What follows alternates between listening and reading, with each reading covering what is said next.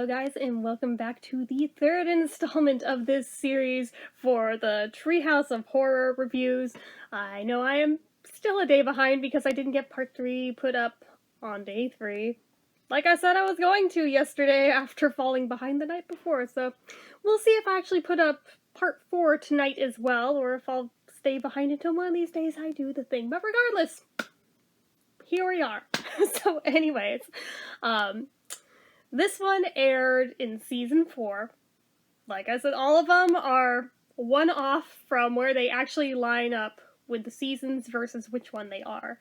So, this one contained the stories Clown Without Pity, King Homer, and Dial Z for Zombies.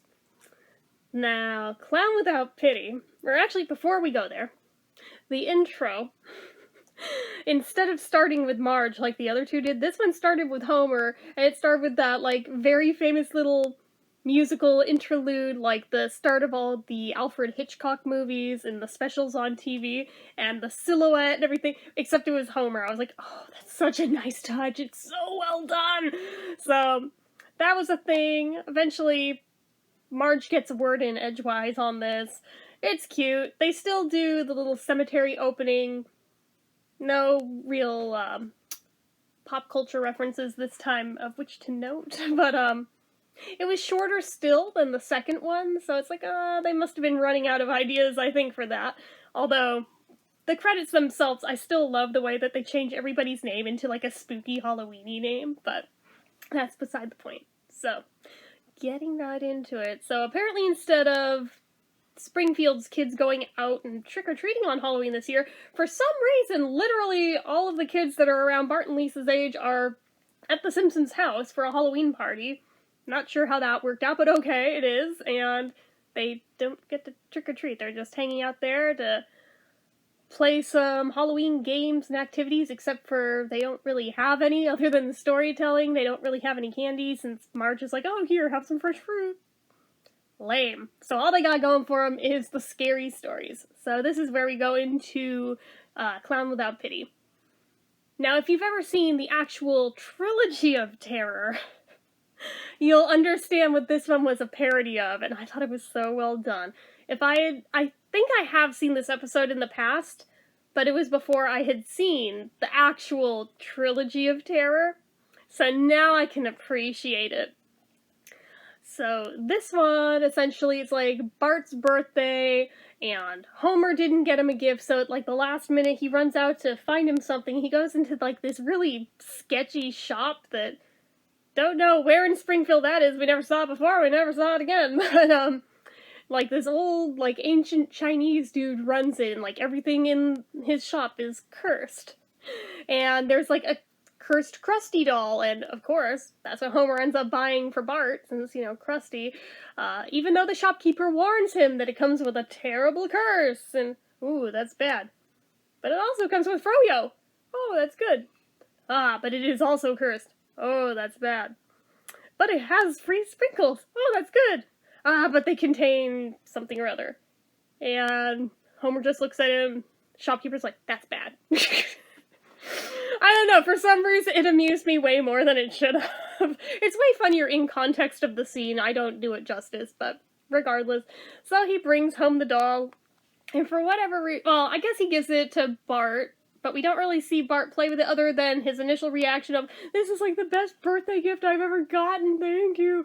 Next thing we see is Homer sitting on the couch watching TV, and the Krusty doll's next to him on the couch, and he pulls the pull string just for shits and giggles, and the doll says something like, I'm Krusty the Clown, and I don't like you, and Homer thinks it's just funny, and he's laughing at it, and then the doll's like, I'm Krusty the Clown, I'm going to kill you, and he's like, oh, I didn't even pull the pull string that time, and then the doll's like, no, really, you, Homer Simpson, I'm just like, oh shit, and all of a sudden the Krusty doll has a knife, and he's going after him, it's like, I know what this is a parody of now. It's like that little dude in Trilogy of Terror that runs around trying to kill people. It's like, okay, I get it. Well played. Well played. It went over my head for years, but now I get it. Well played. So he's trying to figure out, oh my god, what do I do about this doll? And it's wreaking havoc. It's trying to take him down. He's trying to get rid of this nasty thing. He thinks maybe just like sticking it in a box and wrapping the box in chains and dumping it in a ditch will get rid of it. It still comes back. Tries to attack him again. And eventually Marge sees it happening too, and they call the company that sold him the doll, or I guess not even that sold him the doll, but that made the doll. They send somebody out to look at it, and there's like a switch on the back. It's like, good or evil. That's what's wrong with it.